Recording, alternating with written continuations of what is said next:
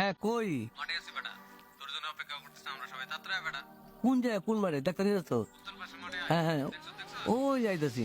দেখছো, তাড়াতাড়ি আয় বেটা। এই যে ভাই, এই শোনেন শোনেন কি হয়েছে ভাই? শোনেন একটু। এই যে বাদাম খেলেন আপনি, টাকা দিচ্ছেন? না ভাই। এই যে লোকটা 5 কেজি বাদাম কিনে আনলো, আপনার মতো যেই যায় একটা করে বাদাম নিয়ে যায়। একটা করে নিতে নিতে 1 কেজি বাদাম শেষ হয়ে যায়। লোকের থাকে 4 কেজি বাদাম। তবে লাভের গুড় যদি মাছেই খেয়ে ফেলে, তাহলে লোকটা কি করবে? ও যে সারাদিন কষ্ট করে বিক্রি করলো, তা শূন্য হয়ে গেল। ওই খাবে কি? ওর সংসার চলবে কিভাবে? সারাদিন যে ঘুরলো, ওর সব ফাঁকা হয়ে গেল। এটা কেন করলেন ভাই?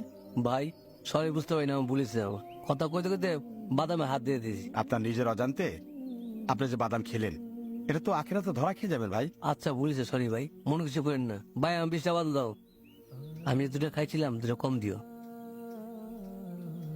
আসি ভাই, আসসালামু আলাইকুম। ওয়ালাইকুম আসসালাম। থ্যাংক ইউ বুঝার জন্য। শোনেন, সবাইকে বলবেন যেন এই কাজটা কেউ না করে। আচ্ছা ভাই, আচ্ছা আচ্ছা। জেনে শুনে কাউকে কোনোদিন ঠকাবেন না, না হয় আপনাকে একদিন ঠকতে হবে।